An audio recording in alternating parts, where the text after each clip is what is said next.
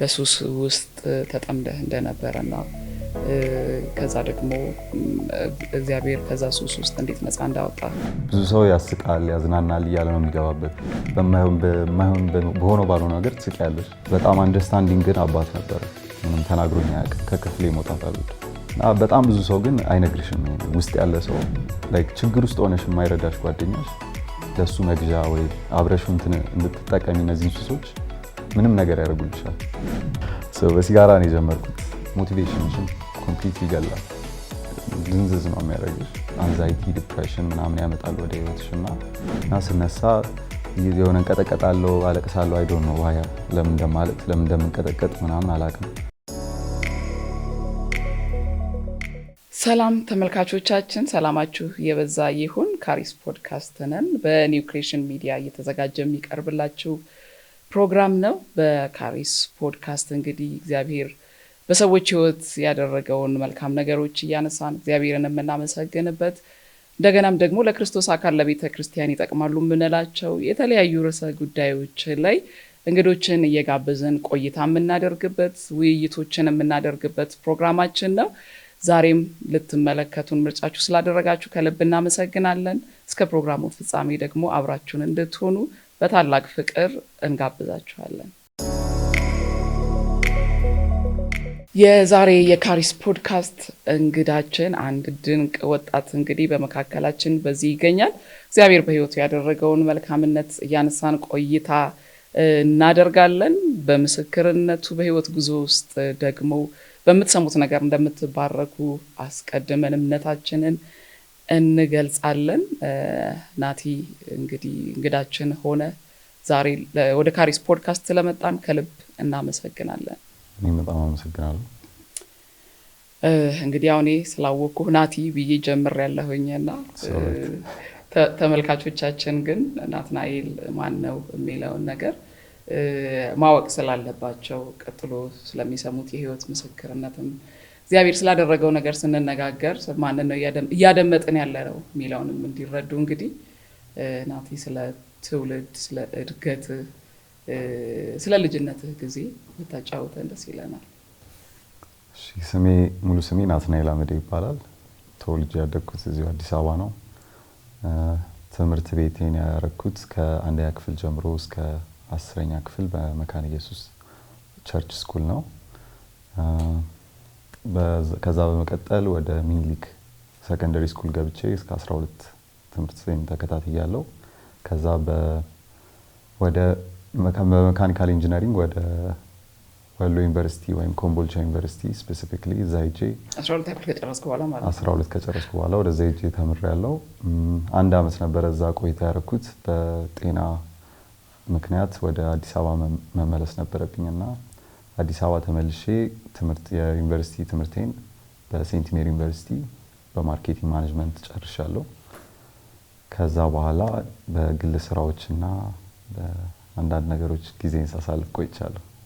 ኦኬ። ከሜካኒካል ኢንጂነሪንግ ወደ ማርኬቲንግ ነው እንግዲህ። ያው ሜካኒካል ኢንጂነሪንጉም በምርጫ አልነበረም። ያው መንግስት የሚመድብሽ ነገር ነው። እኔ ሜካኒካል ኢንጂነሪንግ የመማር ፍላጎትም አልነበረኝም። ሲቪል ኢንጂነሪንግ ነበር መማር የምፈልገው።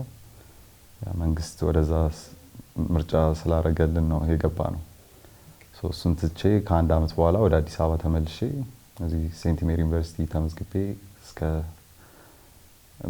ዲግሪ እንትኔን ይዣለሁ ማለት ነው በማርኬቲንግ ማኔጅመንት። በማርኬቲንግ ማኔጅመንት የምትሰራው በማርኬቲንግ ነው አሁን? ሴልስ ማኔጅመንት እንትን ነኝ። ሴልስ ዴቨሎፕመንት ሬፕሬዘንታቲቭ ነው የሚባለው ታይትሉ። ኦኬ። ስለዚህ ትልቅ ስራ እንደሆነ እናስባለን እንግዲህ። አሪፍ ነው። ደስ ይላል። እንግዲህ ያው ዛሬ ዋና የተገናኘንበት ምክንያት እንግዲህ ምስክርነትንም ሰምቻለሁ ከዚህ በፊት በመድረክ ላይ ስትመሰክርና በተለያየ ሁኔታ ውስጥ ለረጅም ጊዜ በሚባል መልኩ በሱስ ውስጥ ተጠምደህ እንደነበረና ከዛ ደግሞ እግዚአብሔር ከዛ ሱስ ውስጥ እንዴት ነፃ እንዳወጣ ስትናገር ሰምቻለሁ እና ዛሬ በዋናነት እንግዲህ እንድንነጋገር የምፈልገውም በዚሁ ሀሳብ ላይ ስለሆነ እንደው ነፃ መውጣቱ ጋር ከመድረሳችን በፊት ጅማሬውን ብንመለከት ደስ ይለኛል ብዬ አሰብኩኝ። ምክንያቱም ያው ብዙ ጊዜ ምን አለ ሰዎች በተለያየ ምክንያት ወደ ሱስ ዓለም ውስጥ ሊገቡ ይችላሉ። ሱስ ስንል እንግዲህ የተለያዩ አነቃቂ እጾች በተለያዩ ነገሮች ውስጥ ሰዎች ተይዘው መውጣት እስከማይችሉ ድረስ እስራት ውስጥ ሊሆኑ ይችላሉና ያው ያንተን እንግዲህ የነበርክበትን ተነግረናለህ። ግን ያው ሲገባ ብዙ ጊዜ ምን ይባላል ብቻ ሳይሆን ጥናት የሚያረጋግጠው በጣም በአብላጫው ሰዎች የሚገቡት በአቻ ግፊት ነው ይባላል። ከዛ ውጭ ደግሞ ሰው በተለያየ በህይወት መስመሩ ላይ በሚያጋጥመው ምክንያቶች ለሱስ ይጋለጣልና ያንተን ግን እንዴት ነበረ ሲጀመር? አገባቡ እንዴት ነበር? የሄድክበት ጥግ ምን ይመስል ነበረ የሚለውን ብትነግረን ደስ ይለኛል። እኔም ወደ ሱስ የገባሁት በአቻ ግፊት ነው። ያው አብዛኛው ሰው እንደሚገባው ሁሉም ሰው እንደዛ ባይሆንም የሚገባው አብዛኛው ሰው በልጅነቱ እድሜ ከሆነ ስፔሻሊ ገና በወጣትነት ከሆነ በአቻ ግፊት ነው ብዙ ጊዜ ወደዚህ እንትን ውስጥ ሊገባ የሚችለውና እኔም ወደዛ የገባሁት እንደዛ ነው። በጣም ብዙ እንትኖች አስከትሎ ያመጣል ነገርየው እና ከሱም ውጪ ሌላ ብዙ ሱሶች የምላቸው ነገሮች ነበሩብኝ። ኢቨን በጌታ ቤት ሆኜ ዘፈን መስማት በጣም ብርምወደው ከድሮ ጀምሮ። ያ ይሄንን እንግዲህ በደንብ ልናወራ ፈልጋለሁ። ስለዚህ በጌታ ቤት ያደግክ ልጅ ነህ። ከዛ በኋላ ዩኒቨርሲቲ ሄድ፣ ከዩኒቨርሲቲ ተመልሰ ከመጣ በኋላ ነው እንዳልከኝ እንግዲህ ወደ ሱስ ውስጥ የገባከውና የአቻ ግፊት ስንል ስለ ቤተሰብ እንመለስበታለን በኋላ። የአቻ ግፊት ስንል ግን እንዴት ነበረ አንተ እንደው ተጽዕኖ ያሳደረው የአቻ ግፊቱ እንዴት አድርገህ ነው የምትገልጠው? ያው በዩኒቨርሲቲ ትምህርት እዚህ አዲስ አበባ ያለው ያው የቀን ትምህርት ስለሆነ አብዛኛው ሰዓቴ ክፍተት ነበረ፣ እረፍት ነበረኝ። ከክላሶች ውጪ ምንም ስራ የለንም። ብዙ ተማሪዎች ያው ወደ ሌላ ስራ ይገባሉ። አንዳንድ ልጆች ወደ ሌላ አማራጮች ራሳቸውን ይከታሉና እኔ ከጓደኞች ጋር ትንሽ ማውደልደልና ጊዜ ማባከን መርጬ ነበር በዛ ሰዓት። አንዳንድ ጓደኞች ጋር ወደ ሆኑ ቦታዎች እንሄዳለን። አንዳንድ ሱሶችን ሲጠቀሙ እኔ ወደ መጀመሪያ አካባቢ ምንም አላረግም ነበር። ታያቸዋለሁ፣ አብሬያቸው ቁጭ እላለሁ፣ እመክራቸውም ነበር አንዳንዴ ለምን እንደዚህ የምታደርጉት? ለምን የተሻለ ነገር አንመርጥም? ለምን መዝናናት በሌላ ነገር መዝናናት አንሞክርም? ምናምን የሚሉትን ነገሮች ግን አንቺ ጥንካሬ ከሌለበት ዝም ብለሽ በንግግር ብቻ ሰውን ማሸነፍ አይቻልም። እና ያው ቀስ እያልኩኝ ከነሱ ጋር አንድ ሲጋራ እያነሳው ማጨስ ጀመርኩኝ። ስቲል ሱሰኛ አይደለሁም በዛ ሰዓት። ያለ ከነሱ ጋር ለመዋል ለመግባባት ማድረገው ነው እንጂ ደስ ብሎኝላ አይደለም ማድረገው። ግን ያው ግራጁዋሊ እንትን ይልብሻል፣ ሊያድግብሻል እነዚህ እንትኖችና ድንገት ነው ራሴን ያገኘሁት ውስጥ ተዘፍቄ ማለት ነው። እዚህ ነገር ውስጥ መሀል ገብቼ ከነሱ ብሼ ራሴን አገኘሁት ማለት ነው። ስለዚህ በሲጋራ ተጀመረ፣ ወዴት ቀጠለ ማለት ነው? ከዛ በኋላ በሲጋራ ነው የጀመርኩት። ከሲጋራ በኋላ ወደ ጫት፣ ማሪዋና የመሳሰሉትን ጀምሬያለሁ። ሌሎቹን እንኳን በቅርብ ጊዜ ነው የዛሬ 3 አመት ምናምን የጀመርኳቸው። ለረጅም እድሜ ግን የተጠቀምኩት 3ቱን እጾች ነው። ለረጅም እድሜ ስትል ግን ምን ያህል ጊዜ ነበረው ጠቅላላ የቆየው? በጠቅላላ 8 አመት። ለ8 አመት ሱስ ውስጥ።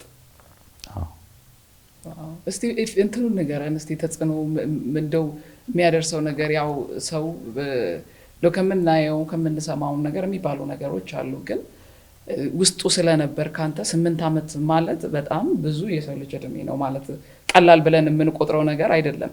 ሰው በጣም በዛ እድሜ ውስጥ ብዙ ነገር ሊያደርግ የሚችልበት፣ ለዛውም ደግሞ የወጣትነት እድሜ ነው።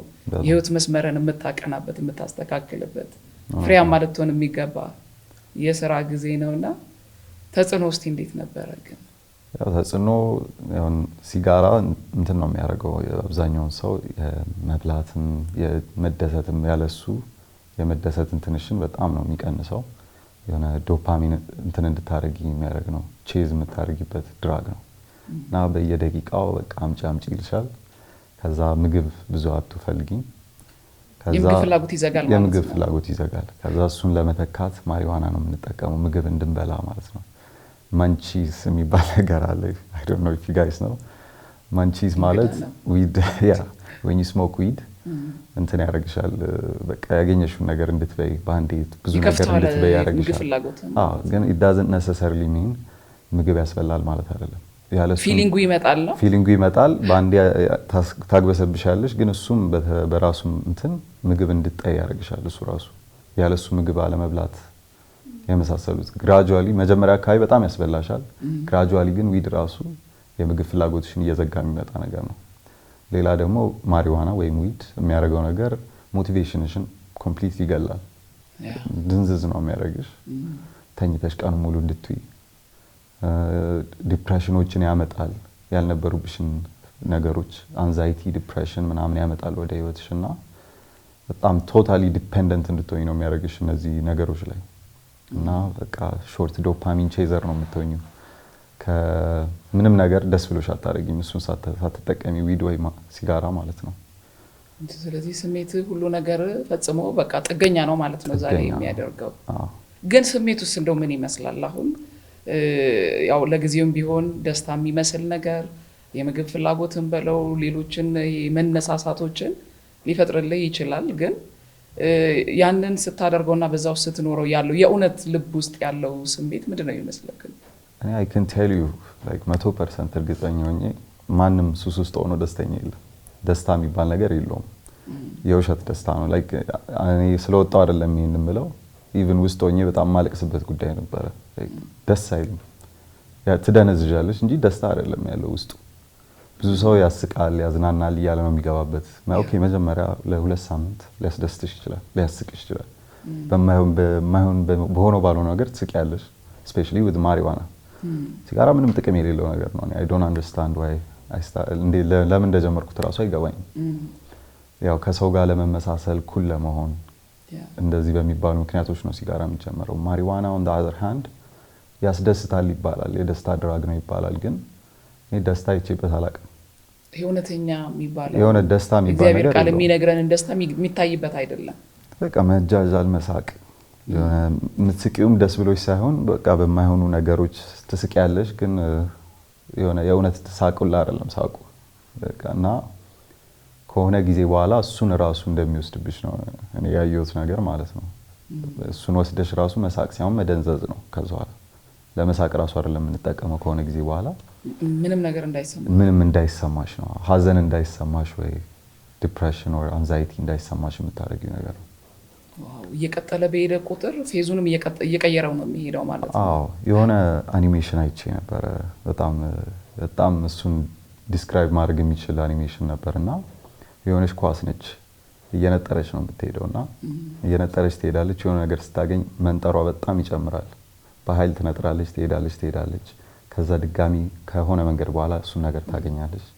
ትነጥራለች ግን ከሆነ ጊዜ በኋላ አነጣጠሯም ይቀንሳል የምትሄደውም ርቀት ይቀንሳል እና እንደዛ ይሆንሽ ነው የምትመጪው like you just be dependent እዛ ነገር ላይ ግን ድሮ የሚሰጥሽ የመጀመሪያች ደስታ የምትመስልሽ ነገር ራሱ አትኖርም ከሆነ ጊዜ በኋላ ቶታል ዲፕሬሽን ቶታል አንዛይቲ እሱን ለመሸፈን ለመደንዘዝ የሚደረግ ነገር ነው እንጂ ከዛ በኋላ ደስታ የሚባል ነገር የለም ውስጡ ግን ይሄን የሚነግርሽ ብዙ ሰው የለም ኢቭን ውስጥ ሆነው እኔ አሁን ውስጥ ሆኜ ጓደኞቼ መተው እንዲያጨሱ ፍቃደኛ አይደለም ማያጨሱ ጓደኞቼ በጣም በርምቆጣው ላይ ለምንድነው የምታጨሱት ከኛ ጋር የመጣችሁ የሚላቸው ልጆች ነበሩ ምክንያቱም እኔ ያረገኝ ነገር ያወኩኝ ሌላ ሰው ወደዛ እንዲገባ አልፈልግም እና በጣም ብዙ ሰው ግን አይነግርሽም ይሄንን ውስጥ ያለ ሰው ኢቭን ላይክ ችግር ውስጥ ሆነሽ የማይረዳሽ ጓደኛሽ ለሱ መግዣ ወይ አብረሹ እንድትጠቀሚ እነዚህን ሱሶች ምንም ነገር ያደርጉልሻል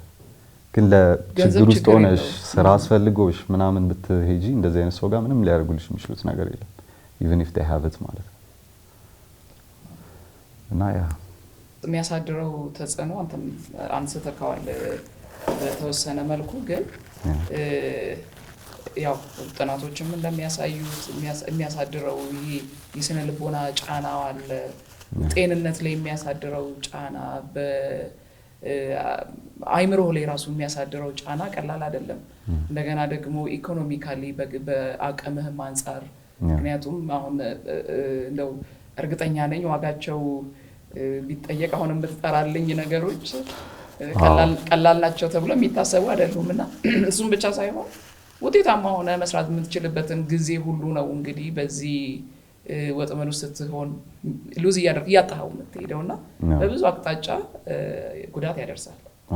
ከዛም ባለፈ ደግሞ የማህበራዊ ግንኙነቶቻችን ራሱ ሰዎች ጋር ያለን ግንኙነት በጣም ነው ተጽዕኖ ውስጥ የሚያሳድረውና እኔ ደግሞ ስላንተ ስሰማ ቤተሰቦች አሁን ቀደም በትንሹ አንስተሃል ከክርስቲያን ቤተሰብ ነው የመጣኸው።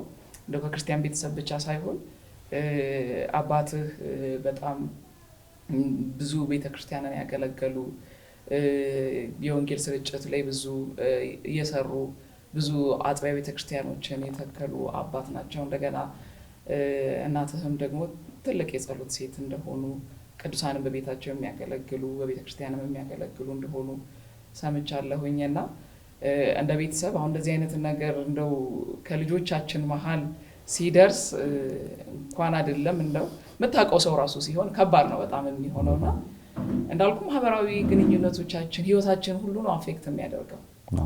ያኔ እንደው ከቤተሰብ ጋር የነበረው ነገር ምን ይመስል ነበር? እንደው ያውቁ ነበር የነበርክበትን የደረስክበትን ነገር? ያው ለረጅም ጊዜ አባቴ አያውቅም ምን አይነት ሱስ እንደነበረብኝ አያውቅም። የሆነ ሰዓት ላይ ከቤቴ ሙቭ አውት አድርጌያለሁ። ራስን ችለህ ወጣህ? ራስን ችዬ ያው እርሻ ነበረኝ። እርሻ ላይ እንሰራ ነበረ ከሲስተርና ከጓደኞቼ ጋር ማህበር ተደራጅተን የሆነ 1500 ካሬ ላይ እርሻ ነበረን። እዛ ላይ እንሰራ ነበረ እና ከቤተሰብ ጋር ብዙ ግንኙነት አልነበረኝም። ልብሴን ለመውሰድ ለማሳጠብ ነው የምሄደው እና ላይክ ተጽዕኖ ያልሽው ነገር ኢቭን ቤቴ ከተመልሼ ከገባው በኋላ ራሱ እነዚህ ነገሮች ያደረጉት ነገር ላይ ከቤት መውጣት አልወድም። ከቤት ሳይሆን ከክፍሌ መውጣት አልወድም። ክፍሌ ላይ በቃ ከሰው ጋር ብዙ ከጓደኞቼ ጋር ራሱ ኢንጌጅ ማድረግ አስጠልቶኝ ከሱሰኛም ሆነ ያልሆነ ጓደኛ ጋር ከሆነ ጊዜ በኋላ መገናኘት አልወድም። ቤቴ ክፍሌ ቁጭ ብዬ ራሴ ባልከን ያለች እዛ ጋር ቁጭ ብዬ ሲጋራ ሳጨስ ዊድ ሳጨስ መዋል ነው የምፈልገው እና በጣም ከቤተሰቤ ጋር ምንም አይነት ግንኙነት የለም። ራት ይልኩልኛል፣ በልቼ ልካለሁ። ቤት ወጥቼ ቁጭ ብዬ አላቅም። በቃ የምወጣውም ውጪ በቃ በረንዳዋ ላይ ለማጨስ ነው። በቃ በጣም ዲፕረስድ ስሆን ማታ ከሆኑ ጓደኞቼ ጋር ክለብ ምናምን መውጣት ነው እንጂ ከቤተሰብ ጋር ያለኝ ግንኙነት በጣም ደስ የማይለው እና ማዘር ደግሞ ታቅ ነበረ እንደማጨስ ታቅ ነበረና ለምንድን ነው የማታቆመው ትለኛለች፣ ለምንድን ነው የማትጸልየው ትለኛለች። ያናደኛል ያ ነገር። ከሷ ጋር ጨቃጨቃለሁ። አይገባሽም አንቺ ተይኝ ወደዛ ምናምን እያልኩ በጣም ማሳዝናት የነበረው። ታለቅስ ነበር በእኔ ምክንያት። ትጸልያለች። ያው እግዚአብሔር ላይ ቢተር እንድትሆን የሚያደርጋት ይመስለኛል የኔ ሁኔታ። አባቴ ከሆነ የዛሬ 2 ዓመት ምናምን ነው ያወቀው እንደማጨስ። እዛ የራሴ ቤት ተከራይቼ ወጥቼ ነበረ ከእርሻው ከቆመም በኋላ ወደ ቤት መመለስ ስላልፈለኩኝ የራሴን ቤት ተከራይቼ ወጥቼ ነበርና እዛ በምኖርበት ሰዓት የሆነ ጊዜ እንገናኝ ብሎኝ ደውሎልኝ ውጪ አግኝቶኝ ነውና አፌ በጣም ጠቁሯል። ጫታ ቅሜ ምናምን ተፍቼ ወጥቼ ነው ያናገርኩትና በጣም አፌ ጠቁሯል፣ ያስታውቃል። አይኔም ቅልትልት ብሏል ምናምንና ናቲ ትጠቀማለህ እንዴ አለኝ። እሱ የተጠቀመው ቃል ራሱ ትዝ ይለኛል። መጠቀም ጀምራል እንዴ አለኝ እና መዋሸት እዛ ጋር በጣም ፊውታይል ነው፣ የታወቀ ነገር ነው። አስታውቃለሁ በዛ ሰዓት ምንም አላረግም ብለው ራሱ ፊቴ በጣም ተበላሽቷል። እንደ ድሮ እንደሚያውቁኝ አይደለም። ያኔ ነው ያወቀው። ግን ሁሉንም ነገር ግልጽ አድርጌ ያልነገርኩትም ሲጋራ እጠቀማለሁ ምናምን ብዬው ከዛ በኋላ ያ ቃል ግን በጣም እኔ በዚህ አጋጣሚ ቤተሰቦቼን በጣም ማመስገን እንፈልገው ስፔሻሊ አባቴን በጣም አንደርስታንዲንግ ነበሩ። ላይክ ጫና አላረጉብኝም። ያ አባቴ እንትን ያለኝ ከዚህ ህይወቱ በፊት እሱም እንደዚህ ነበር። ጌታን ከማግኘቱ በፊት አልፎበታል ይሄን ህይወትና ያለኝ እግዚአብሔር ይረዳሃል፣ አንተ ብቻ ቁርጠኝነትና ውሳኔ ያስፈልጋል ይለኝ ነበር እና በጣም አንደርስታንዲንግ የሆነ ሰው ነበር። ምን ተሰማኝ እንደዛ ሲሉ አባት? በጣም በቃ ቤቴ ገብቼ ለኔ ያዘንኩት አለቀስኩኝ ምናምን። አባትሽ ያሳዝናል። አባት እንትን ሲልብሽ ሲያዝንብሽ ያው እና በጣም አንደርስታንዲንግ ግን አባት ነበረ። ምንም ተናግሮኝ አያውቅም። እንደዚህ ለምን አታቆምም ለምን ደሞ አታው ምናምን የሚል ጭቅጭቅ አልፈረደብኝም። ተረድቶኛል በጣም። ያው ማዘሬንም እረዳታለሁ ሰው ስለማታውቀው ነው እንዴት እንደሆነ እና ለኔ ከማዘን የተነሳ ነው እንጂ ክፋት አይደለም፣ ጃጅመንት አይደለም እና እናት ስለሆነ ነው። እና ያው ቤተሰብ ላይ በጣም ትልቅ ጫና ነበር። ትንሽ ልጅ አለ ቤታችን የከዝኔ ልጅ እኛ ቤት የሚያድግ ያው እሱም ከኔ ጋር መጫወት ይፈልጋል ምናምን፣ ግን ጊዜ አልሰጥም። በቃ ለሰው ጊዜ የለኝም እኔ ለራሴ ራሱ ጊዜ የለኝም እና ለሰው ጭራሽ ጊዜ መስጠት አልፈልግም። በጣም ሎካዊ አድርጎኝ ክፍሌ ውስጥ ቁጭ ብዬ ማዘን ነው የምችለው። ደስተኛ ሆኜ ሳይሆን ለማዘን ራሱ ክፍሌ ቁጭ ብዬ ማዘን ነበር የምመርጠው። እና ያ እንደዛ ነበረ ከቤተሰቤ ጋር ያለኝ ሪሌሽንሺፕ። ቀላል ጉዞ አይደለም፣ ከባድ እንደሆነ በደንብ ከምትናገረው ነገር መረዳት እንችላለን። እና በጣም ግን በዚህ ውስጥ ሁሉ ሆነ ለመውጣት ጥረት ታደርግ ነበረ? ግን ኤቭሪዴይ ማለት ምን ታረግ ነበረ? ኤቭሪዴይ ስነሳ በቃ ዲሲዥን ዛሬ አላጨስም የሚል ዲሲዥን ውስጥ ገብቼ ራሴን አሳምኜ ምናምን ተነስቼ ያው በጣም ቴምፕቲንግ ነው። አንዳንዴ ያንቀጠቅጠኛል። አንዳንዴ በቃ ብዙ ነገር ነው የሚያደርገኝ። ኢየሱስ ልክ በጣም ስር ሰዶ ነበር። መጀመሪያ አካባቢ ብዙ አልሞክርም ነበረ። በቃ የሆነ ሰዓት አቆማለሁ ብዬ እምነት ነበረኝ። ሁሉም ሰው እንደዛ ነው ሲጀምር። አሁን ለዛ ነው ጓደኞቼን ቅድም መክራለሁ የምልሽ ለዛ ነው። ሁሉም ሰው ሲጀምር አቆማለሁ እርግጠኛ ምንም ሱስ አልያዘኝም እያለ ነው የሚጀምረው እና እስከ 3 ዓመት ድረስ በቃ እንደማቆም እርግጠኛ ነበርኩ። የሆነ ሰዓት ለማቆም ሙከራ ሳደርግ ነው የገባኝ ሆፕለስ እንደነበረ ሲቹዌሽን እና በየቀኑ አይ ሜኪንግ ዲሲዥንስ በቃ ከዚህ ዛሬ አላረግም እላለሁ ምናምን እና እንደዚህ አይነት ዲሲዥን ማድረጌን ራሱ የሆነ ሰዓት እስካቆም የራሱ ጉዳይ በቃ ይሄ ነው ህይወቴ እስክል ድረስ በጣም ታግያለሁ። አንዳንዴ ለ2 ቀን አቆማለሁ፣ አንዳንዴ ለሳምንት በጸሎት ለሳምንት ለ2 ሳምንት የቆመልኝ ጊዜ አለ። ሰዎች ጸልዩልኝ ሳላቀው ከሌሊት ትቶኝ እንደዚህ ሄደበት ጊዜ ነበርና ግን ከሆነ እንትን የለኝም ነበረ ከእግዚአብሔር ጋር ሪሌሽንሺፕ አልነበረኝም በነዛ ሰዓት ላይ። ቤተክርስቲያን መሄድ አልፈልግም። ተመልሼ ከዛው ጓደኞቼ ጋር ነው ቤቴ ተመልሼ የምውለው። ለሆነ ያህል ጊዜ ሳይታወቀኝ ልተወው እችላለሁ፣ ግን ተመልሼ እገባበታለሁ እና ለማቋረጥ ያደረኳቸው በጣም ብዙ ጥረቶች ነበሩ በራሴ በግሌ። እንደው ከእግዚአብሔር ጋር ግንኙነት አልነበረኝም ማለት እንጂ ያው በጌታ ቤት ስላደግ የአገልጋዮች ልጅ ስለሆንክ እንግዲህ ያው ህይወት ውስጥ እግዚአብሔር እንዳለ በደንብ እናምናለን። እና እንደው ምን ይመስል ነበረ እንደው ስለ እግዚአብሔር ያለህ መረዳት፣ ስለ እግዚአብሔር ቃል ለዚህ ሁሉ ጉዞ ውስጥ ስትሆን ታስበው ነበር እግዚአብሔርን ስለሱ? እኔ ለእግዚአብሔር የነበረኝ ጥላቻ ነበረ ከልጅነቴ ጀምሮ። ላይክ ቤተሰቦቼ እድሜ ልካቸውን ያገለገሉት እና ለነሱ ምን አድርጋላቸዋል፣ ለኔ ምን ታደርግልኛለህ፣ ምን ይሰራልኛል የሚል ሐሳብ ነበር እና ያነበብኩትን ከልጅነቴ ጀምሮ እየተማርኩ ያደግኩትን ቃል ራሱ ለሱን ለመጥላት ነበር የምጠቀምበት። ብዙ ሰዎች ክርስቲያን ጓደኞቼን በጣም አስቀይማቸው ነበር። እኔ ጋር መጥተው ቃል ምናምን ማውራት አይችሉም አፋፋቸውን እያልኩ ማዘጋ ቃል በቃል አፋፋቸውን እያልኩ አዘጋ ነበርና በቃ የምጠቀመው ለክፋት ነበር የእግዚአብሔርን ቃል። እግዚአብሔር ጋር የነበረኝ ሪሌሽንሺፕ በህይወቴ ዘመን ነክተኸኝ ተናግረኸኝ ምንም አድርገህልኝ አታውቅም። ስለዚህ እኔ የራሴ ፈጠራ ነኝ እንጂ አንተ እኔን የፈጠርከኝ አምላክ አይደለም ብዬ የሆነ ሰዓት ተቆራርጬ ኤቲስት ሆኜ ነበረ እና አላምንም ነበረ በእግዚአብሔር እስከ ረጅም ጊዜ እስከ ቅርብ ጊዜ የራሴ የሆነ ሪሌሽንሺፕ ከእግዚአብሔር ጋር ኖሮኝ አያውቅም ነበር። ዘግቼዋለሁ፣ አስወጥቼዋለሁ ከህይወቴ እና ብዙ ነገር አይቼ ነው የተመለስኩት። የሚገርም ምስክርነት ነው።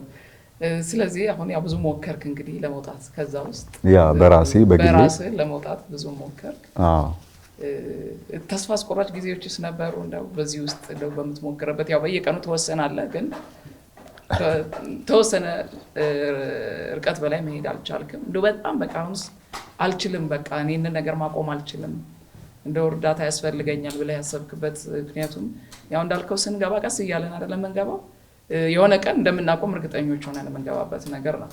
ከዛ ግን ልክ አሁን አንተ እንዳልከን የገባህበት የጉርጋድ ጥልቀት ሰው ወይ እንደው መለኮት እጁን ካልዘረጋለ በስተቀር የማትወጣበት እንደሆነ የሚገባ የሆነ ቀን ነው። እንደው አንተ በቃ ተስፋ አስቆራጭ ነው ነገር በራሴም ሞክሬ ማልወጣው ነው። ስለዚህ እንደው ሌላ ነገር እፈልጋለሁ ያልክባት ቅጽበት ትኖር ይሆን? አለ። በጣም ብዙ ጊዜዎች ነበሩ። በጣም ማዝንበት፣ በጣም ኃይለኛ ዲፕሬሽን ውስጥ የምገባበት ጊዜ ነበረ።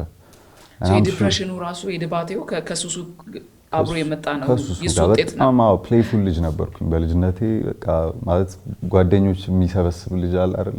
ሁሉም ሰው የሚሰበስብ ሴንተር ነበርኩኝ። የጓደኞቼም ሴንተር። በጣም ፕሌይፉል እና ጆይፉል የሆንኩ ልጅ ነበርኩኝ በልጅነቴ እና ከሱሱ በኋላ የመጣ ነው ይሄ ዲፕሬሽኑ፣ አንዛይቲው ምናምን ከሱሱ በኋላ የመጣ ነገር ነውና በጣም ብዙ እንትኖች ነበሩት። ላይክ ሎስ ፖይንት የምላቸው ላይክ የሆነ ጊዜ ከእንቅልፌ ራሱ 25 ዓመቴን አክብሬ ጠጥተን ከጓደኞች ጋር ፋርሙ ላይ እሳት አንድደን ጠጥተን ምናምን አድረን ጠዋት ይሄ ምንድነው የሚባለው እንትን አላ ይሄ በጣም የአንዛይቲ ኤክስትሪም ሌቭል ላይ ሲደርስ ደንግጠሽ ፓኒክ አታክ በእንደዚህ አይነት አነሳስ ነው ከእንቅልፌ የተነሳሁት። 25 ዓመቴን አክብሬ ይመስለኛል እና ስነሳ የሆነ እንቀጠቀጣለሁ፣ አለቅሳለሁ። አይ ዶንት ኖ ዋይ ለምን እንደማለቅስ ለምን እንደምንቀጠቀጥ ምናምን አላቅም። ገርልፍሬንድ አጠገቤ ነበረች። እሷ ካም ልታረጋጋኝ ሞከረች ምናምን እና ጸጉርህን ልቁረጥ፣ ጸጉሬ ረጅም ነበረ፣ ጸጉርህን ልቁረጥ አለችኝ ምናምን። እሺ ማለት ለምን እንደምቆረጥ አላቅም፣ ግን በቃ ከተሻለኝ ብዬ ነው። እና እንደዚህ አይነት ፖይንቶች ነበሩ። በጣም ሎስት የምለው ፖይንት ፋርሙ ተፈርሶብን፣ እርሻችን ፈርሶብን ቤት ተከራይቼ ገባሁ ያልኩሽ ጊዜ እነዛ ሁሉ አብሮኝ ሱስ የሚጠቀሙ ጓደኞቼ ትተውኝ ሄደዋል። ገርልፍሬንድ ጋር ተጣልቻለሁ እና ብቻዬን ነበርኩኝ እና በጣም በቃ ሎስት ፖይንት የምለው እሱ ጋር ነበረ።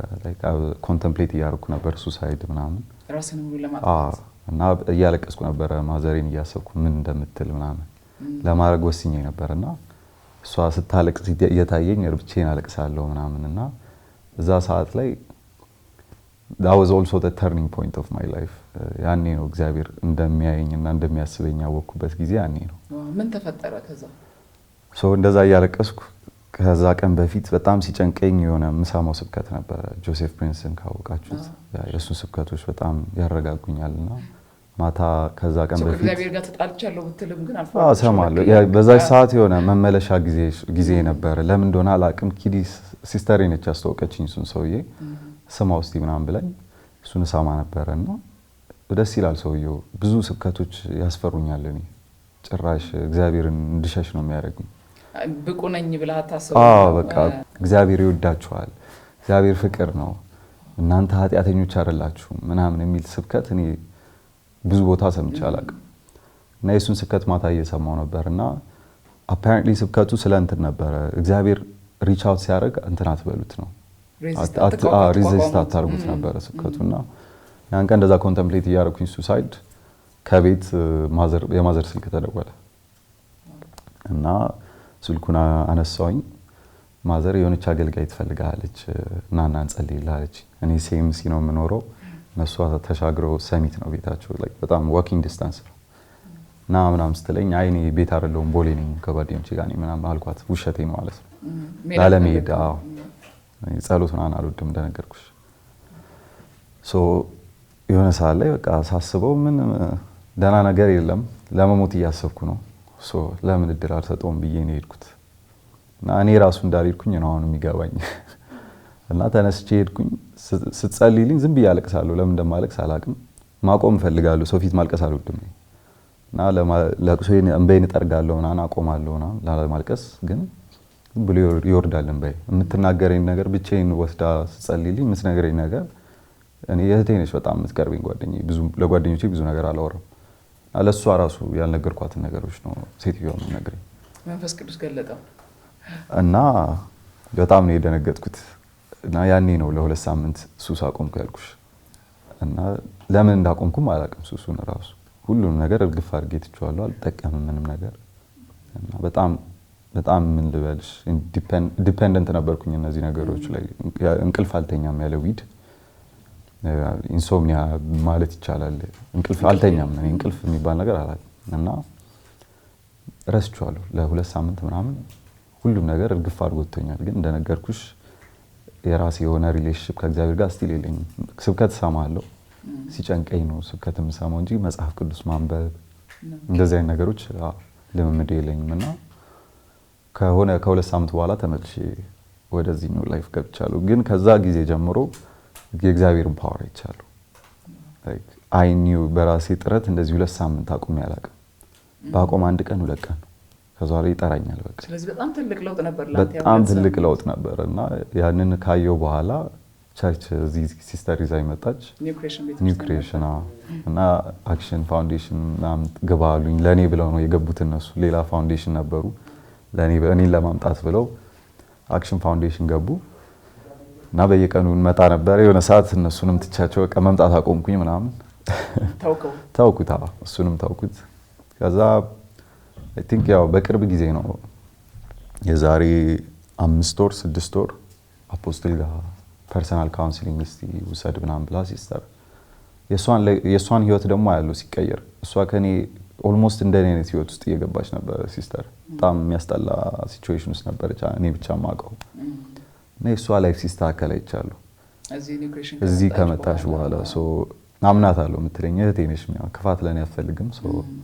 አምናታለሁ እመጣለሁ እዚህ እና ፐርሰናል ካውንስሊንግ ውሰድ ብላኝ አፖስትል ጃፒ ጋር መጣሁኝ እና ፐርሰናል ካውንስሊንግ ላይክ አይ ቲንክ አጭሼ ነው የገባሁት ሁላ እና አይ ቲንክ ሸቶት ይሁን አይ ዶንት ኖ ፊቴን አይቶ ይሁን እንደማጨስ ገብቶታል እና ሲጠይቀኝ አዎ አጨሳለሁ እና እኔ አልፈራም፣ ማንንም እናገራለሁ እንደማጨስ ምናምን ማንንም አልደብቅም። ቤተሰቤ ካወቀ በኋላ እኔ ስለሌላ ሰው ምንም ብዙ አይጨንቅም እና እሱ ያለኝ በጣም ልቤ ላይ የቀረው ነገር እኔ ምንም አታጭስ እንትን አትበል እምልህ ነገር የለም። ማክሰኞና እሑድ አትቅር ቤተክርስቲያን ማክሰኞና እሑድ አትቅር። ከፈለክ በር ላይ መተህ ሲጋራ እንደዚህ አጥፍተህ ቁሩን ገለ ግባ እና በእግዚአብሔር ራሱ ካልነቀለልህ አትምጣ ነው ያለኝ።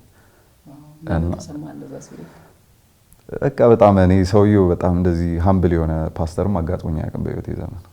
በጣም ሃምብል ነው። ኮንደም አላረገኝም። እንደዚህ በጣም የሚቀበልሽ ከነ ኃጢአትሽ ከነ እንትንሽ እድፍሽ ቤተክርስቲያን የሚመስለው በጣም በቃ ትክክለኛ የሆኑ ንጹህ የሆኑ ነጽተሽ እንድትመጪ ነው ብዙ ሰው የሚፈልገው። እንደዛ አይነት ስዕል ተስሎብሃል ማለት ነው? አዎ ከልጅነቴም እንደዛ ነው የማስበው። በቃ ነጽተሽ ነው እንጂ እግዚአብሔር ጋር የምትመጪው እግዚአብሔር እንደሚያነጻ ኮተት እንዴት ትመጣለህ እግዚአብሔር ጋር እና እንደዛ ካለኝ በኋላ ኦኬ ብዬ በቃ ከዛ በኋላ ሱስ አላቆምኩም። ግን ምን ልበልሽ ህይወቴ በጣም ነው ትራንስፎርማቲቭ ቀን ነበር ያን ቀን። እመጣለሁ አምኜዋለሁ እንደዛ ሲናገረኝና መምጣት ጀመርኩኝ። አልቀርም ማክሰኞና እሑድ አልቀርም። ሲጋራ እያጨስኩ ነው የምመጣው። ጓደኞቼንም ይዤ መምጣት ጀመርኩ። እንትን ሆንኩኝ ኢቫንጀሊስት ሆንኩኝ። እኔ ራሴ መጽሐፍ ቅዱስ አነባለሁ። ላይክ ህይወቴ በጣም ነው የተቀየረው።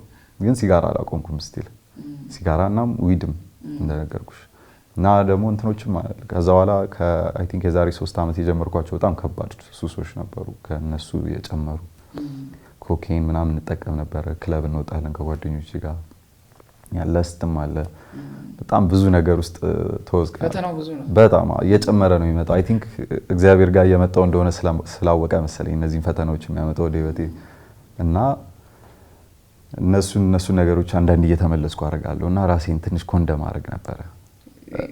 አይ ኖ ኮንደሚኔሽን እንደሌለብኝ ግን ስቲል በቃ ኮንደሚኔሽን የለብህም ብለህ ነው እንደዚህ እንደፈለክ የምትሆነው ነገር የሚል እንትን አለ ኩነኔ አለብኝ ትንሽ እና አይ ቲንክ የፓስተር ፕሪንስ ስብከት ሰምቼ ነው በጣም ህይወቴን የቀየረው። ላይክ እግዚአብሔር በቃ እናንተ ኮንደም አያረጋችሁም የሚል ስብከት ነበረ። እናንተ የእግዚአብሔር ጽድቅ ናችሁ በኢየሱስ ክርስቶስ የእናንተ የእግዚአብሔር ጽድቅ ናችሁና ምንም አይነት ኃጢአት እናንተን ኮንደም ሊያረግ ሲመጣ ይህን ቃል ላይ ተናገሩ ኮንፌስ አድርጉበት የሚል ስብከት ነበር እና እሷን ነገር ሁሉ እላታለሁ። የእግዚአብሔርን ቃል አነባለሁ። ሲጋራ ሳጨስ I am the righteousness of God in Christ እላለሁ። ምንም ነገር ስጠቀም እንደዛ እላለሁ እና እነዛን ነገሮች ደግሞ አቆምኩኝ ከሆነ ጊዜ በኋላ። እነዚህ ከባባድ ሱሶቹን እነዚህ ነገሮች ክለብ ምናምን አላውቅም። I just made that decision. I don't know why I make that decision. ክለብ መሄድ አቆምኩ ጓደኞቼ ጋር። ከነዛ ጓደኞቼ ጋር መገናኘት አቆምኩ እና በቃ ያሉኝ ሱሶች ሁለቱ ብቻ ሆኑ ማለት ነው የቀሩት እና እነሱንም ሳረግ እንደዚህ ያልኩኝ ነው። ታውቃለህ ለምን እንደማደርገው እግዚአብሔርን ማናገረዋለሁ ፈልጌ አይደለም እነዚህን ማረገው። አንደኛውን መተኛት አለብኝ እንቅልፍ ስጠኝ። እኔ ከእግዚአብሔር ጋር ክርክር ጀምሬያለሁ ከሆነ ጊዜ በኋላ አባቴ እንደሆነ ካወኩ ጀምሮ ከሱ ጋር ነው ጭቅጭቁ። በቃ እነዚህ ነገሮች እንዳቆም ከፈለክ እነዚህ ነገሮች እንዳቆም ከፈለክ አንተ ራስህ ትነቅላቸዋለህ። እንቅልፍ ትሰጠኛለህ። ለእንቅልፍና ምግብ መብላት አልችልም አፕታይት የለኝም እና ምግብን እንድበላ አድርገኝ እነዚህ ነገሮች እንዳቆም ከፈለክ ብዬ ከራከራለሁ ከእግዚአብሔር ጋር እና መጽሐፍ ቅዱስ በየቀኑ ነው ማነበው አላቅም ለምን እንደሆነ ተቀይሬያለሁ እንደዛና at some point ያኛውን እንዴት እንዳቆምኩላት እዛ ማሪዋና ትቻለሁ ኮምፕሊትሊ ትቻለሁ በጣም ዲፔንደንት ነበርኩ እሱ ላይ እንደነገርኩሽ ለምግብ ለእንቅልፍ ለብዙ ነገር ነው የምጠቀመው ለመንቃት ከእንትኔ ለመውጣት ከዲፕሬሽን ከአንዛይቲ ለመውጣት እሱ ነው የምጠቀመው ሲጋራ ዝም ብዬ ነው ማጨሰው ሱስ ስለሆነብኝ ነው ኬሚካል እንትን ነው ያኛው ግን ኢፌክቱ ኬሚካል ዲፔንደንሲ ነው ያኛው ኬሚካል ዲፔንደንሲ አይደለም እንትን ነው ዲፔንደንሲ ኢሞሽናል ፊሊንግ ዋይዝ ነው ላይክ በጣም ብዙ ዲፕሬሽኖች ምናምን መሸፍንበት ነገር ነው እና እነሱ ሁሉ ነገሮች አፓረንትሊ ለቀውኝ ሄደዋል እና የሱም ፍላጎት ትቶኛል ማለት ነው አላቆሙላ ኤግዛክት ሰዓቱን ንገረኝ ብቻ ሲጋራ እየቆጠርኩ ነው የዛኛው ግን መቼ እንደተወኝ አላቅም እሱ ለስት የለስት ፍላጎት ምናምን በጣም ኮምፕሊትሊ ትቶኝ ሄደዋል ዘፈን ለምን እንደመስማት እንዳቆምኩ አላቅም መቼ እንደመስማት እንዳቆምኩ አላቅም ትተውኝ ሄደዋል የሆነ ጊዜ እና ሲጋራ ብቻ ነበር የሆነ ሰዓት ይቀረኝ እና እሱንም እንደማቆም አምኛለሁ እነሱን እንደተውኩ ሲገባኝ ሪላይዝ ሳደርግ የሰዓት ላይ ይሄኛውም እንደምተው ይገባኝ ነበርና ወደ መጨረሻ አካባቢ ትዘኛል ከጓደኛዬ ጋር ሆነን ቤት ስራ እየሰራን ነበርና እሷ ትመክረኛለች አቁም ምናምን እያለች እና አቆማለሁ ይሄ ብቻ ነው የቀረኝ እያልኳት ነበር እና ያጨስኩት ወደ ላይ ሊለኝ ይፈልጋል ግን በቃ በጣም ስለምወደው እሱ ነገር እንደዛ እየተናነቀኝ የገዛው አጨሳለሁ ምናምን እና በነጋታው በቃ ፍላጎቱም የለኝም ማጨስም ረስቼዋለሁ ትቼዋለሁ በቃ እንደዛ በዛው ነፃ ወጣሁልሻለሁ እግዚአብሔር ይመስገን በዚህ ሁሉ ውስጥ ግን ቤተክርስቲያን ያለ ማቋረጥ ትመጣለህ ምንም ጫና የለብህም ይሄን አደረክ ያን አደረክ ብሎ የሚጠይቅህ የለም እግዚአብሔር ራሱ በጣም ዌልካሚንግ የሆነ ቸርች ነው እግዚአብሔር ይመስገን በጣም ትልቅ ምስክርነት ነው ያው እንዳልከው እንኳን አይደለም የዚህን ያክል ዓመት በጣም ተጠልቆ ተገብቶበት ሰው ከተለያዩ ሰዎች እንደምንሰማው ቀላል አይደለም ሰውነታችን በተለይ እንዲህ ጥገኛ ከሆነ በኋላ ለዚህ ወጥቶ ለመናገር እድል ማግኘት ራሱ ይሄ የእውነት እግዚአብሔርን እጅ የሚያሳይ ነገር ነውና አሁን ላይ ያው በብዛት እንግዲህ ኢትዮጵያ የወጣቶች ሀገር ስለሆነች በጣም ብዙ ወጣት ጥናቶችም ያሳያሉ የሃይ ስኩል የሁለተኛ ደረጃ ተማሪዎች እና ዩኒቨርሲቲ ተማሪዎች 1/3 በተለያየ አነቃቂ እጽ ሱስ ውስጥ ተይዘው እንዳሉና ብዙ ለመመዶች ውስጥ እንዳሉ ይናገራል እንደ ሀገርም ጫናው ችግሩ ቀላል አይደለም ስለዚህ እሱም እንዳለ ሆኖ ደግሞ በጣም ብዙ ቤተሰብ ያላቸው ሰዎችም ራሱ ለትዳር መፍረስ ለልጆች መበተን አንዳንዱ ደግሞ በጣም የሚገርም አይምሮ ኖሯቸው ብዙ ነገር መስራት የሚችሉ ሰዎች በሱስ ምክንያት ኢፌክቲቭ መሆን ሳይችሉ ቀርተው የማይሆን ቦታ ላይ ሲወድቁ በጣም ብዙ የምናስተውልበት ዘመን ላይ ነው ያለ ነው በጣም የሚከብድ ተግዳሮት ነው እንደ ሀገር እንደ ትውልድ በጣም የሚከብድ ተግዳሮት እንደሆነ ነው ምናምነውና እንደው አንተ እግዚአብሔር ረድቶ ወጣል ከዚህ ውስጥ እና አሁን በዛ ውስጥ ነው ለሚታገሉ ሰዎች እንደው ምን ትመክራቸዋለህ እንደው ምን ትላለህ honestly አሁንም እግዚአብሔርን አመሰግናለሁ like ኢቫንጀሊስት አድርጎኛል ድሮ በጣም በእግዚአብሔርን ቃል መስበክ እፈራለሁ ለሰዎች እንደዚህ አይነት ጓደኞች ራሱ አካባቢ ያያሉ ስለ እግዚአብሔር መናገር በጣም በርማፍረው በጎስፕሉ አፍር ነበር ጳውሎስ የሚለው ነገር አለ በወንጌል አላፍርም እና በወንጌል በጣም በርማፍረው ቀምሜ ለመናገር ሞክራለሁ በጣም ከብዙ መጽሐፎች ጋር ተናርጌ ኩል ለማስመሰል የምሞክረው ነገሮች አሉና ምን ልበልሽ ወንጌል በጣም ፈውስ ነው የእግዚአብሔር ቃል ፈውስ ነው እና ምንም እንትን አትበሉ ራሳችሁን ኮንደም አታርጉ ነው ለሰዎች ለሱሰኞች ፌሎሱሰኞች ማለት እንፈልገው ነገር ኮንደም አታርጉ ሱስ ውስጥ ሆናችሁ ነው እሱ ያራግፍላችኋል ነው ማለት እንፈልገው ነገርና ራሳችሁን ለማስተካከል መጣር ምናምን የባሰ ችግር ውስጥ ነው የሚከተው ሰውን ተስፋ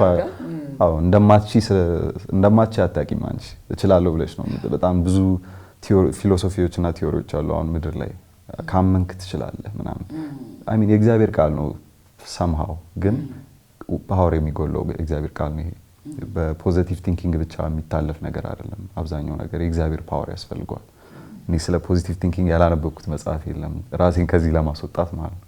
አልጠቀምም። ፓወር የለውም። ኢትስ ኤምፕቲ ወርድስ እና ራስሽን ዝም ብለሽ እችላለሁ እንደዚህ አደርጋለሁ ምናምን ማለት ሳይሆን በእግዚአብሔር ቃል በስንት ሺህ ዓመት የተቀመመ ቃል ራስሽን ማዳን ትችያለሽ እና ራስሽን ኮንደም አለማድረግ እንደዚህ አይነት ነገርን ራሳቸው ላይ ፕራክቲስ ቢያደርጉ እላለሁ። እና የእግዚአብሔርን ቃል ባይገባችሁ ራሱ እኔ አይገባኝም ነበር መጀመሪያ ላይ ሳነብ ይሄ ለኛ ነው የጻፈው የእውነት ለእስራኤላውያን አይደል እንዴ እያልኩ ነበር ማለት ነው። እስኪገባልኝ እስኪገለጥልኝ ድረስ በቃ ሴንሱን ላይ ሰጠኝም ለምን እንደማነበው ግን if you are hopeless እንደዛ give God a chance ነው የሚለው ሰዎች እና ቃሉን ማንበብ የሆነ ቸርች ውስጥ መታቀፍ ኮንደም የማያረጋችሁ ሰው ጋር መሄድ የሚመክራችሁ በእግዚአብሔር ቃል የሚመክራችሁ ሰው ጋር መጠጋት ብያ አምናለሁ። እነዚህ ነገሮች ይረዳሉ። የእግዚአብሔርን አባትነትን ማወቅ አይደል አባት ስለሆነ በጣም ምን ያህል ፍቅር እንደሆነ እኔ እንደነገርኩሽ በጣም ነበር የምጠላው ላይክ መጽሐፍ ቅዱስን እየጠቀስኩ ነው እንዴ ፍቅር ነው ሲሉ ይሄን ሁሉ አማሌቃያን አጥፉ ከነ ልጆቻቸው አጥፉ የሚል አምላክ ፍቅር ነው ስትል አታፍርም እንዴ? እስራኤላውያንን ፌቨር የሚያደርግ አምላክ ለምን አንተ እኮ ጀንታይል ነህ እንዴት የእስራኤላውያንን አምላክ ታመልካለህ? እና አምል ሰው ነበርኩኝና ምን ያህል ፐርሰናል እንደሆነ እግዚአብሔር አላቅም ነበር።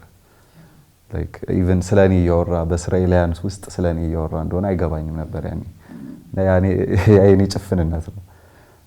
መጥላትም ካለባችሁ ጥሉት ግን እየጠላችሁትም አንብቡት እስቲ ክርክርም ካላችሁ እግዚአብሔር ጋር ተከራከሩ ነውና ከሱ ጋር ተከራከሩ እሱ ያውጣላችሁ እና እንደዚህ አይነት ምክሮችን መስጠት ፈልጋለሁ። እግዚአብሔር ይመስገን። አሜን። ስለዚህ አሁን ለውጡን በህይወት ውስጥ ያለውን ለውጥ እንዴት አድርገህ ነው የምትገልጠው? በጣም አሁን ማቆሙ ብቻ ነው ለውጥ ወይንስ ምን ሆነ? አሁን ኦፍ ኮርስ ብለኸኛል እግዚአብሔርን ቃል በድፍረት መስበክ ጀምረሃል ትናገራለህ። አዎ በጣም ኢቫንጀሊስት አድርጎኛል። besides that በቃ full of joy and full of life በጣም የምታውቁኝ ካላችሁ ታውቁኛላችሁ። በጣም ዲም ነበርኩ for the last 7-8 years በጣም ዲም የሆንኩ ሰው ነበርኩ። ሐሳቦቼም ፊሎሶፊዎቼም ሁሉ ነገሬ በጣም ይጨንቃል ለሰዎች እና ያኔ ነበርኩ ሰውዬ አሁን እንደምታዩኝ መሳቅና ህይወቴ ሁሉ መሳቅና ደስታ ሆኗል። ከውስጥ የሆነ ጆይ ሰጥቶኛል እግዚአብሔር። በዛ ምክንያት ነው ሱሱን ራሱ ማቆም የቻልኩት። የምትፈልገው ነገር ውስጥ አገኘ ማለት ውስጤ ነው ሁሉም ነገር ያለው ውስጤ ነው እና ላይክ ሞቲቬሽን አለኝ ለመኖር ለመስራት። በጣም ልጅ እያለሁ ብዙ ቢዝነሶችን አስብ ነበር። ከጓደኞቼ በጣም የሚቀርቡኝ በዛ ነበር። ይሄንን ስራ ምላቸው ልጅ ነበርኩ እና እሱ ነገር ጠፍቶ ነበር ከሆነ ጊዜ በኋላ። አሁን ተመልሼ ስራ ለመስራት በጣም ሬዲና ቫይብራንት ሆኛለሁና ላይክ አንኤክስፕሌነብል ነው። ላይክ ለሰዎች እንዲህ ብሎ የሚነገር ነገር አይደለም። በጣም ትልቅ ነገር ነው በህይወቴ የሆነው እና ያ በጣም ጆይፉል ነኝ። እግዚአብሔር ይመስገን። ያ እንግዲህ ያው እግዚአብሔር የምናገኘው ደስታ እግዚአብሔር የምናገኘው ሰላም በነገሮች የምንገልጸው አይደለም። ከአይምሮ በላይ ነውና እግዚአብሔር ይመስገን ጌታ ይሄንን እንድታይ ስላደረገ አሜን። እንግዲህ እኔ አሁንም ወደ ቤተሰቦች ጋር መለሳለሁኝ።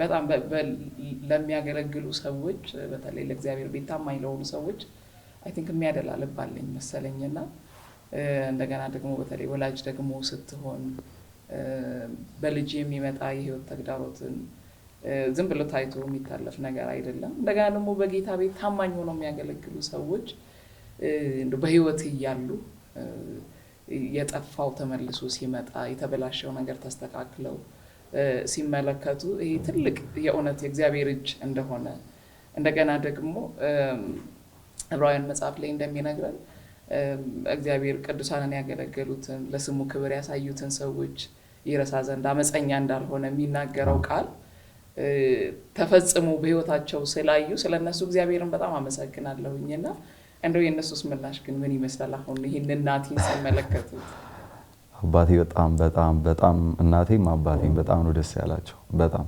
እናቴ ላይክ አልቅሳለች በእኔ ምክንያት እንደነገርኩሽ። አባቴ አይ ቲንክ የዛሬ 2 ሳምንት ምናምን ቁጭ ብለን እያወራን ነበርና ይፈራል አሁንም ትንሽ ሪላፕስ ማድረግ ይመስላል መመለስ ወደ ድሮ እንትኔና ቁጭ ብለን እያወራን ያኔ ነው ግልጽ አድርጎ ያኔ የሚሰማውን ስሜት የነገረኝ ያኔ ነው እንጂ ያኔ ችግር ውስጥ ያለው ያላወራኝ ነገሮች በጣም ብዙ ነበሩ እና ያለኝ በጣም ተስፋ ቆርጬ ነበረ።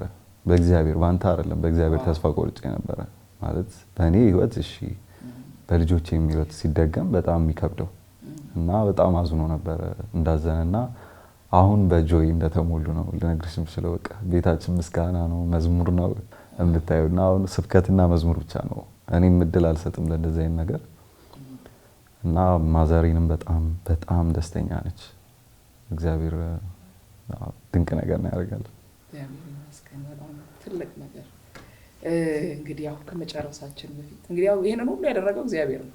እግዚአብሔር ብቻ ነው እንዳልከው ማንም ገብቶ ከማይወጣበት ቦታ በተአምር እንዳወጣህ ነው ምስክርነት የሚናገረውና ደግሞ ያው እግዚአብሔር ደግሞ የጀመረውን የሚጨርስ አምላክ ነው። ስጋት የለብንም ነው ትልቁ ነገር። በዚህ አጋጣሚ በጣም ደስ የሚለኝ ነገር ብዙ ጓደኞች አይተውኛል ምን ያህል እንደጣርኩኝና እንደምመለስ እና የሚሉኝ ነገር ነበረ። አንተ መቼም አትተውም ላይክ እነሱ የሚሻሉበት ነገር ነበር ይሄ ነገር ማለት ነው። አብረን ሞክረን ምናምን እነሱ ያቆሙ ጓደኞች አሉኝ። ለረጅም ጊዜ ቢያንስ ከኔ በላይ የሚያቆሙ ጓደኞች ነበሩኝ እና በእኔ ምክንያት የሚመለሱ እኔ ስለተመለስኩ አብረውኝ የሚኖሩ ምንድነው የሚባለው ሩሜቶች ምናምን እንደዚህ የሚሉኝ ነበሩ። አንተ መቼም አትለወጥም እሺ ተስማምተን የሆነ ፓክት አብረን ፈጽመን እዚህ በኋላ እናጨስም ለሆነ ያህል ጊዜ ምናምን ተባብለን እኔ ተደብቄ ሳጨስ ከኛለውና በዚህ አጋጣሚ የተረዳሁት ያለውት ነገር ለነሱም ትምህርት እንደሆነ ነው። እኔ በራሴ ማረገው ነገር እንዳልሆነ ያውቃሉ። አብዛኛው ሰው ያውቃል። አይተውኛል ብዙ ጊዜ ሞክሬ እንደ ፌል እንዳረኩኝ ስራም አብሮኝ የሚሰሩ ብዙ ጓደኞቼ እና በእኔ ምክንያት አሁን ወደ ጌታ እየመጡ ያሉ ሰዎች አሉ። የእግዚአብሔርን ቃል ማንበብ የጀመሩ ሰዎች አሉ እና እግዚአብሔር ገና ታላቅ ነገሮችን ያደርጋል። አሜን። እናምናለን። ጸጋው ነው ደግሞ የሚሰራው። እግዚአብሔር ይመስገን። ስለዚህ ከመጨረሳችን በፊት የምትለው ነገር ወይ ደግሞ በልዩነት የምታመሰግናቸው ሰዎች ካሉ እንዲሁ ይህንን ሳልል ባሌ ደስ ይለኛል የምትለው ነገር ካለ ድል ውስጥ pretty much said everything ግን ማመስገን የምፈልገው በጣም ክሎዝ ሆነው አብረውኝ ለቆዩ ጓደኞቼ ተስፋ ላልቆረጡብኝ እንደዚህ ላያቸው ላይ ጭስ እያቦነንኩ ሳያጨሱ አብረውኝ ጓደኞቼ የሆኑ ብዙ ጓደኞች አሉኝ። እነሱ ማመስገን እፈልጋለሁ። አባቴን በጣም ማመስገን እፈልጋለሁ። እንደ ሌላ አባት አይደለም። ብዙ አባት እናውቃለን ማለት ከፍቅር የተነሳ ነው። ግን አባት በቅጣትና በአግሬሲቭነት ነው የሚታወቀውና በጣም በትዕግስት ስለቆየ ለረጅም ሰዓት እኔን ታግሶ እንደዚህ እስከሆነ እንትን ስላለኝ በጣም አመሰግናለሁ አባቴን። እናቴንም በጣም ማመስገን እፈልጋለሁ። ሰው በጣም ትልቅ ሚና የተጫወተችው በህይወቴ እህቴ ነች። ብዙ አይዲያዎችን የምንቀባበለው ከሷ ጋር ነውና በጣም ላመሰግናት እፈልጋለሁ። እህቴ እንደ እናት ሆና ያሳደገችኝ እንደ አባት ሆና ያሳደገችኝ እሷ ናት። አፖስትልም በጣም እግዚአብሔር ይባርክ። እኔ እግዚአብሔር እንደሚጠቀምበት አይቻለሁ። በየቀኑ ሰው ሲድን ነው የምናየው። እንደዚህ አይነት እንትን ቀላል አይደለም። የእግዚአብሔርን ስራ የያዘ ሰው እንደሆነ የምታውቂ በዛ ነው። ምን ያህል ሰው ኢቫንጀላይዝ እያደረግሽ ነው። ዝም ብለሽ ለራስሽ ይሄን እውነት ይዘሽ ቁጭ ካልሽ ምን አልዳንሽም ማለት ነው አንቺ ራስሽ። እና ሰው የምታድኝ ከሆነ ነው ለኔ የተደረገልሽን ነገር ለሰው መደረግ አለበት ብለሽ ማመን አለብሽ። እና አፖስትልን በጣም አመሰግናለሁ። ትልቅ አባት ነው። በመጨረሻ ስል ትንሽ ሳይሆን ዋናው ሚና የተጫወተውን አምላካችን እንዳመሰግን እፈልጋለሁ። በዚህ ሁሉ ነገር ውስጥ ያሳለፈኝ ለምክንያት እንደሆነ ነው የተረዳሁት። አሁን በመጥፋቴ ራሱ ለብዙ ሰዎች መዳኛ ምክንያት እንደሚሆን የገባኝ። ባልጠፋ ኖሮ እግዚአብሔር እንደማላውቀው አውቃለሁ። ያኛው ፐርስፔክቲቭ ብቻ ይዤ እንደምኖር እግዚአብሔር ክፉ ነው የሚለውን አስተሳሰብ ይዤ እንደምጨርስ ሩጬ ነበር የሚታየኝና ይህን ሁሉ ነገር ኦርኬስትሬት አድርጎ ወደሱ ላመጣኝ እግዚአብሔር ትልቅ ምስጋና ማቅረብ እፈልጋለሁ። ለወጣቶች ደግሞ በቃ ራሳችሁን ኮንደም አታርጉ። የእግዚአብሔርን ቃል አንብቡ። እሱ በተለያዩ መንገዶች የሚሰራ አምላክ ነው። በልዩ ልዩ መንገዶች የሚሰራ አምላክ ነውና እሱን አውቃችሁ በትዕግስትና በጽናት ወደ አምላካችሁ እንድትጮሁ መልእክቴን ለማስተላለፍ ፈልጋለሁ። አመሰግናለሁ። እኛ በጣም ነው የምናመሰግነው ናቲ። እንግዲህ የካሪስ ፖድካስት እንግዳችን ሆነ መተ ያለፍክበትን ህይወት መስመር በጣም ግልጽ ሆነ ስላካፈልከን እግዚአብሔር እንዴት እንደረዳ በዛ ውስጥ ደግሞ ያገዙህንም የረዱህንም ሰዎች ሁሉ ደግሞ ስለነገርከን ስላካፈልከን እጅግ በጣም እናመሰግናለን። እርግጠኞች ነን ብዙዎች በዚህ ምስክርነት እንደሚጽናኑ እንደገና ደግሞ እግዚአብሔርን ፊት መፈለግ የሚችሉበትን አቅም ተስፋ እንደገና እንደሚያገኙ እናምናለን። ስለነበረን ጊዜ በእውነት በጣም ነው እናመሰግናለን። እኔም በጣም አመሰግናለሁ። ክቡራንና ክቡራት ተመልካቾቻችን ስትከታተሉት የነበረው እንግዲህ አንድ ወንድማችንን ትልቅ ምስክርነት ነው። በዚህ ምስክርነት ውስጥ ብዙዎቻችሁ እንድትጽናናችሁ በምንም አይነት አስቸጋሪ ሁኔታዎች ውስጥ ብናልፍ በህይወታችን በሚያጋጥሙን ነገሮች ውስጥ ሁሉ ከእግዚአብሔር ፍቅር ሊለየን የሚችል አንዳች ነገር ሊኖር እንደማይችል እግዚአብሔር ደግሞ መልካም አባት ስለሆነ ሁሌም እጁን ዘርግቶ እንደሚጠብቀን እንደሚቀበለን እንደማይፈርድብን በዚህ ውስጥ ተመልክተናል። ዛሬ ለብዙዎች መጽናናት እንደሚሆን ደግሞ አምነናል። አብራችሁን ስለቆያችሁ ስለተከታተላችሁን ከልብ እናመሰግናለን። ሳምንት ደግሞ በሌላ ፕሮግራም ተመልሰን እንመጣለን። ቀደም ጌታ ኢየሱስ ክርስቶስን እንደ ግል አዳኙ አድርገው ተቀብለዋል። እንግዲያውስ የእግዚአብሔር ቃል የሆነው መጽሐፍ ቅዱስ ሰው በልቡ አምኖ ይጸድቃል፣ በአፉ መስክሮ ይድናል ይላልና እርሶም ይህንን ጸሎት አብረውን በመጸለይ ሰማይና ምድርን ለፈጠረው ለልዑሉ ኃያሉ እግዚአብሔር ራስዎን አሳልፈው ይስጡ። አብረን እንጸልይ። እግዚአብሔር ሆይ አመሰግንሃለሁ። ኃጢአተኛ እንደሆንኩ አውቃለሁ። ኢየሱስ ክርስቶስ ስለኔ ኃጢአት ሞቷል፣ ተቀብሯል፣ በሦስተኛውም ቀን ከሙታን ተነስቷል። ይህንን አምናለሁ። ኢየሱስ ክርስቶስን የሕይወቴ አዳኝና ጌታ አድርጌ አሁን እቀበላለሁ። አባት ሆይ ስለተቀበልከኝ ስላዳንከኝ አመሰግንሃለሁ። ኢየሱስ ክርስቶስ ጌታ ነው። አሜን። ይህንን ጸሎት ከልቦ ከጸለዩ እንኳን ደስ አሎት፣ የእግዚአብሔር ልጅ ሆነዋል። ለመንፈሳዊ ሕይወቶ የሚረዳዎትን ተጨማሪ ትምህርቶችን ከፈለጉ በኒው ክሬሽን ቤተ ክርስቲያን በመገኘት መማር ይችላሉ። ለተጨማሪ መረጃ በስልክ ቁጥር በ0940400000 ወይም 0940500000 ላይ ይደውሉ። እግዚአብሔር ይባርኮት። ኒው ክሬሽን ዓለም አቀፍ ቤተ ክርስቲያን። የተወደዳችሁ በአገር ውስጥና በዓለም ዙሪያ የምትኖሩ ቅዱሳኖች በሙሉ የኒው ክሬሽን ዓለም አቀፍ ቤተ ክርስቲያን ሪቻ አጥቢያ የሳምንቱን ፕሮግራሞች እነሆ።